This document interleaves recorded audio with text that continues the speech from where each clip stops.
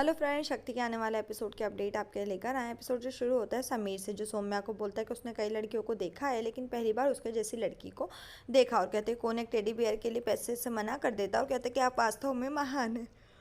और कहता है कि मेरी दुकान अच्छी तरह से चलेगी, हो सकता है कि मैं शादी करके फिर विदेश चला जाऊंगा। वो उसे काम पर रखता है और उसे अपनी दुकान में रहने के लिए कहता है। सौम्या उसको देखती समीर कहता है कि तुम सोच रहे होगे कि हम अजनबी और मैं तुम्हारे साथ दुर्व्यवहार करूंगा, और हंसता हुआ कहता है कि मैं ऐसी चीज़ें नहीं करूंगा क्योंकि मैं एक हीरो हूँ।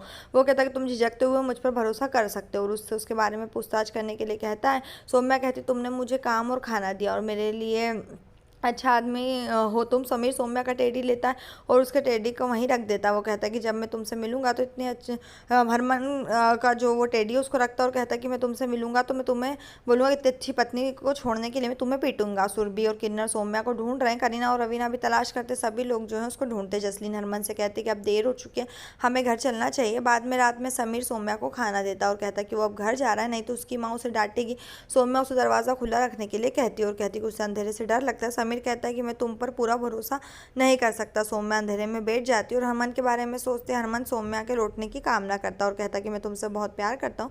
सौम्या सोचती कि वह सभी जन्मों में हरमन की होगी प्रीत। तो हरमन के पास आती है और उसे उठाती है। जसलीन आती है और पंजाब का नक्शा दिखाती है। वो कहती है कि हम सौम्या को तलाशने के लिए टारगेट बनाएंगे। समीर दुकान पर आता है और सौम्या को पकड़ देता है। सौम्या जो उसको धन्यवाद देती है। जसलीन हरमन से कहता है कि उसे लुधियाना में तलाश करना है। वो प्रीतो से कहती है कि सौम्या हरमन के दिल में है और कहती है कि आपने मुझे समझाने की कोशिश की लेकिन मैं नहीं समझी। प्रीतो का कहना है कि एक बड़ी बात है कि तुम इसे समझ गए।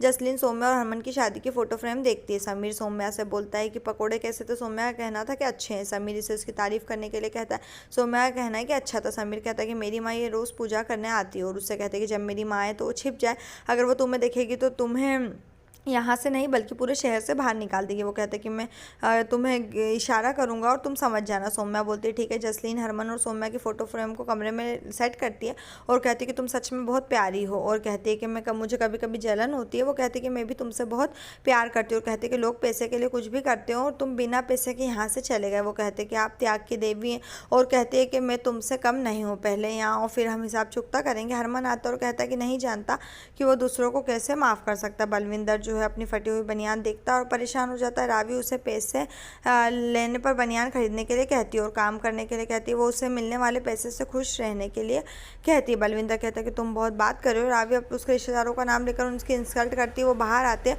और उससे बोलते हैं कि वो उसे ताना क्यों मारती है। रावी कहते हैं कि तुम्हारे पिता ने तुम्हें यहाँ भेजा है, और कहते हैं कि तुम यहाँ एक भिखारी की तरह हो और मुफ्त में खाना खा रहे हो। कहते हैं कि तुम बनियान नहीं खरीद सकते। उसे और उसके परिवार को गरीब कहती है। बलविंदर गुस्सा आता और उसे थप्पड़ मार देता है।